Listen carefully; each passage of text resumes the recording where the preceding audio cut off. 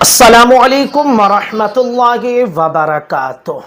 जो बातें हम कह रहे हैं वो भी सुनते रहें और साथ में इस वीडियो को भी आप देखते रहें।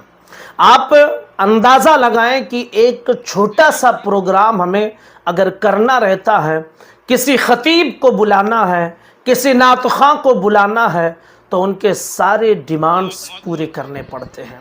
सबसे पहले नजराना अकाउंट में डाल दीजिए, आने जाने का किराया आप दे दीजिए, फ्लाइट का टिकट दीजिए, तब वो जनाब तशरीफ़ लाएंगे। तशरीफ़ ले आए, बेहतरीन होटल में उनके रहने का इंतज़ाम कीजिए। उसके साथ साथ चाय से लेकर नमकीन तक, अंडे से लेकर बकरे तक हर चीज़ का इंतज़ाम कीजिए। तब वो शायर साहब 10 मिनट में अपनी आवाज़ के ज़रिए आपको मदहोश करने की कोशिश करेंगे। तब वो मुकर्रिर साहब लफ़ाज़ी करने के लिए स्टेज पर आएंगे। ठीक है, कौम इस बोझ को भी बर्दाश्त कर रही है और करती आ रही है, लेकिन नतीजा क्या निकल रहा है?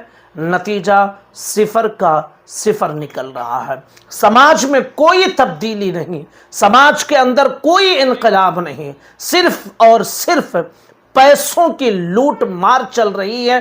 बाकी उस प्रोग्राम के ज़रिए इनकलाब कोई नहीं पैदा हो रहा है। बहुत कम ही ऐसे प्रोग्राम से या ऐसे खतीब हैं कि जो सही दीन की तालीम दे रहे हैं, लोगों के चेहरों पर दाढ़ी रखने की बात कर रहे हैं, नमाजों की दावत दे रहे हैं। वरना आम मुकर्रिरीन अपने अल्फाज के जामों में हदीस को पेश करके या फिर मौजू रिवायतें गढ़ करके आपको सुनाते हैं, लुभाते हैं और चले जाते हैं। नतीजा कुछ भी नहीं निकलता है।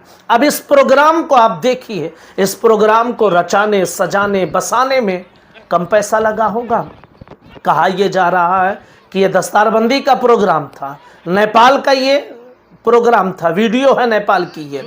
अब हुआ क्या कि जनाबे वाली ये खड़े थे और फिर दोनों तरफ से जो फाइटिंग चली है, लातों के ज़रिए, घूसों के ज़रिए, मुक्के के ज़रिए, जैसा पाया वैसा मारा गया।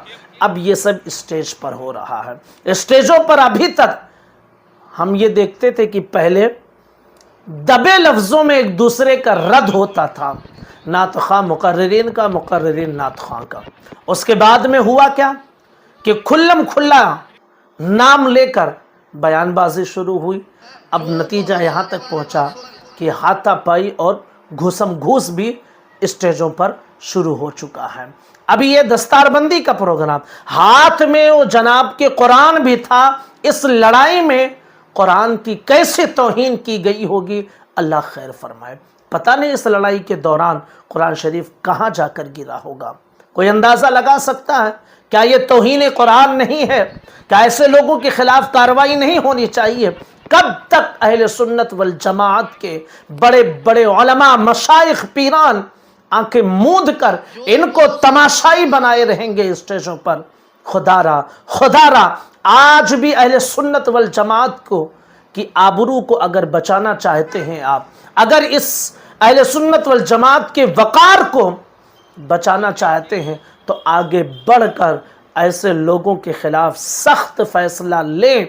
वरना जो बदनज़मियाँ पैदा होंगे, बड़े बड़े ओहदों पर बैठे हुए हमारे पीरान, हमारे वो उलमा, वो मशाइख जिम्मेदार यही कहलाएंगे और इन्हीं का नाम सरे फहरिस्त आएगा कि क्यों नहीं इनके खिलाफ सख्त कार्रवाई हो रही है। हम जैसे छोटे मोटे बोलते हैं, लोग इसकी तरफ तवज्जो नहीं देते हैं, लेकिन बड़े ओहदों पर बैठा हुआ कोई मुफ्ती, कोई पीर, कोई शेख अगर इसके खिलाफ आवाज़ उठाए, इंशाअल्लाह इनकलाब पैदा होगा। आज भी हमारे समाज के अक्सर लोग, ख़ास करके पीरान इज़ाम की बातों को बड़ी संजीदगी के साथ सुनते हैं और मानते हैं। तो पीरान इज़ाम अगर आगे आकर इस समाज के बिगड़ते हुए इस हालत को اگر کنٹرول کرتے ہیں تو انشاءاللہ العزیز اللہ اس کا بہترین اجر اور صلہ عطا فرمائے گا، اور اگر نہیں کنٹرول کیا گیا تو یہ بدنظمیاں بڑھتی جائیں گی،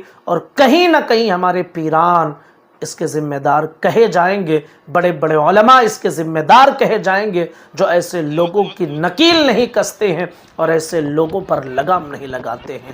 گزارش کروں گا اس ویڈیو کو شیئر ضرور کریں۔ السلام علیکم ورحمۃ اللہ وبرکاتہ۔